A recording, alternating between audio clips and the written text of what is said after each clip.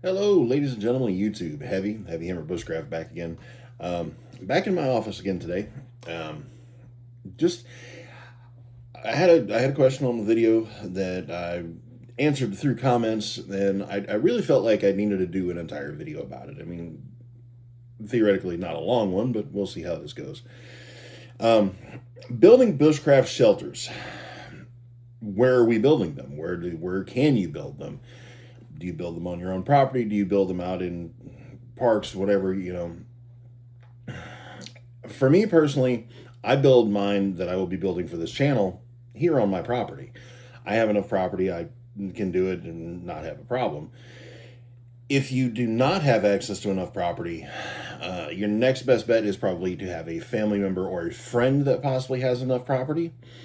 Ask permission, tell them what you're planning on doing, make sure it's okay, see how that goes. If you do want to go out actually into a state park or something like that, a national park, and build a bushcraft shelter, be very careful. There are a lot of state parks that do not allow you to cut down trees at all. So if you're going to build a shelter, you're stuck working with strictly deadfall, which is not bad. I mean, it will challenge you a bit, but it does complicate things a bit as well. So, like for me personally, I live in Tennessee. A lot of the state parks here have limited access to dispersed camping, very limited access, and you still have to pay a fee to get a camping permit and so on and so forth. So when I do go camp here at the state parks that are near me, I generally do not build a shelter. I will bring a tent or a tarp or something of that nature. Now, if you're just building a tarp shelter, that's fine. Those are pretty much allowed everywhere. Just make sure you check your laws and rules regarding dispersed or primitive camping. And those are the key things to check out, because nobody wants to get woke up in the middle of the night by a park ranger or get thrown out of a park because you've broken a rule that you didn't read about in advance. So be very careful with that.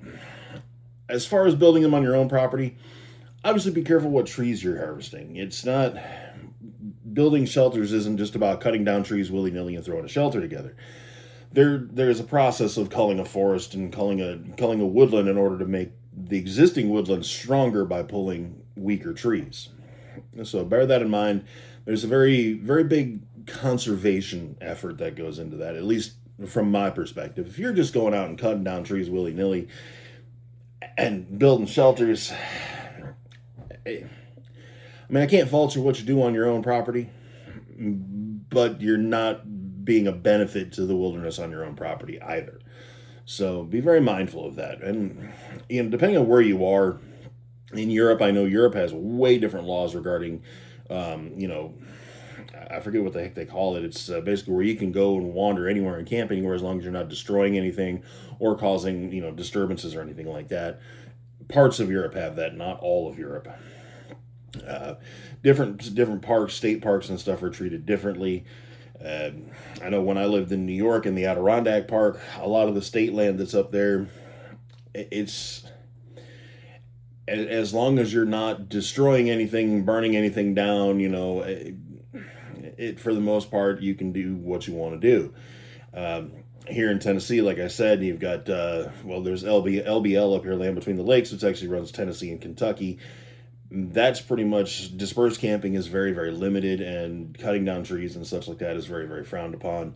Natchez Trace State Forest down here is also not the easiest for dispersed or primitive camping, and there are a bunch of others around. Nathan Bedford Forest, Long Hunter State Park. Most of the other ones I've been to around here are very, very, very particular about that. So always, always, always check your laws, check your rules, check the regulations at the park, make sure there's no fees you have to pay. Most of the information you're looking for can be found at the visitor center to any of these parks or online. I usually recommend going straight to the visitor center, then you can actually interact with a person and they may be able to give you better information than what you're going to find online. So keep that in mind. And always, when you're building a shelter, I know the thing on YouTube now is people building these cabins basically in the wilderness as a bushcraft shelter. Don't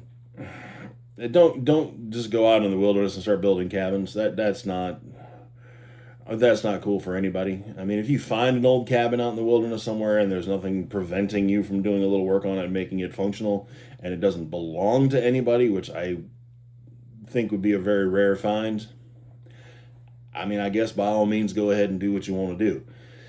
So keep your bushcraft shelters a little smaller, little primitive shelters, debris huts, tarp shelters are great. You know, try to keep stuff like that. Don't go building a big cabin somewhere in the middle of the woods unless it's on your own land or a friend or family member's land where you have permission to do so. So there's a lot of people, a lot of agencies, let's say, that would probably frown on that very drastically. So that's kind of really all I wanted to talk about today. I figure I'll keep it nice and short and concise. I do have a couple other videos of things that I want to talk about, so this may actually become another series of bushcraft talk, and we'll see how that goes. But for now, that's all I've got for you, and I've got a couple other things in the works that I'm working on right now for you that should be coming very soon, so hopefully look forward to those. And comment, like, subscribe, thumbs up. If you have any questions, go ahead and ask them in the comments. Anything you want me to talk about, go ahead and ask as well. I'll do my very best to research and find out what I can find and let you know the best information I can give you. Until next time, we'll see y'all in the bush.